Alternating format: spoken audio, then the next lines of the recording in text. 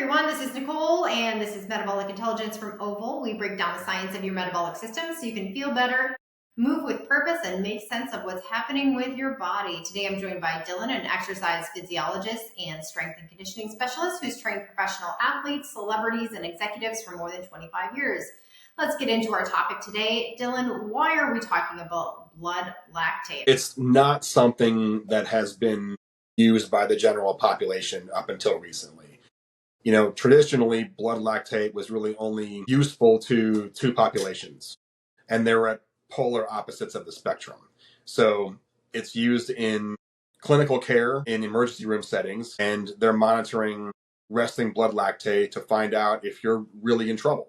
The complete opposite end of that, it's used by high performance endurance athlete populations to help them decide how to program their training for really high performance, and very little in between. And Oval has taken this and used it for general population purposes so that we can all find out about what our state of our metabolic health is. Okay, so anytime you say blood or lactate to me, I'm thinking, oh my gosh, this sounds incredibly invasive, incredibly painful. What does this look like? If you've ever checked your blood sugar before with, a finger prick, and it goes into a strip that's measured by a meter, it's a very similar process at this point. On your Oval Smart test, on an exercise bike, we do a baseline blood lactate draw from your earlobe for a few different reasons. Number one, it's less sensitive than your fingertips are. Two, you're not touching bloody fingers on a bike after we've, done the ear prick.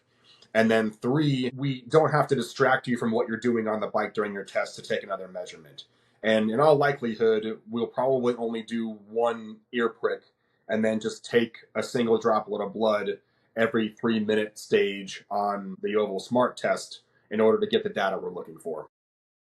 By you taking a blood lactate sample out of my ear, that is going to tell you. It's our window into how your body is responding to increases in exercise intensity.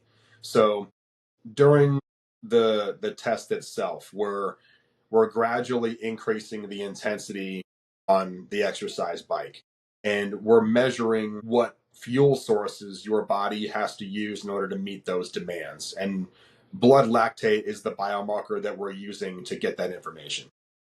I'm going to get what's called a Metflex index score, and that's going to tell me the health of my metabolic system. Exactly. From that information as well, we're going to give you really personalized information about how to perform cardiovascular exercise in order to get the most benefit out of it. Blood lactate, up until recently, was considered a metabolic waste product. It was maybe the reason why people get fatigue. We didn't have the same understanding that we have now. And through more research, we now understand that lactate is really the end stage of carbohydrate metabolism. Your heart and your brain and your muscles can all use lactate for energy if your body's able to shuttle it to the places that want to use that.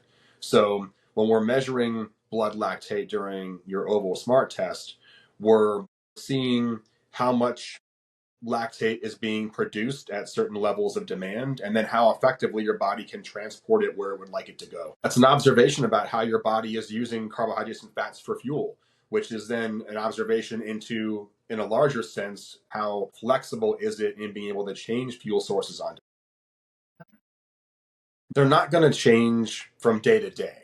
They're going to respond mostly to changes in your movement, inappropriate movement, which is why we're doing this test in the first place, so that we can figure out a baseline for your metabolic health. And then we can teach you how to perform exercise to be the most beneficial that it can be and the most stimulatory that it can be for your metabolic system.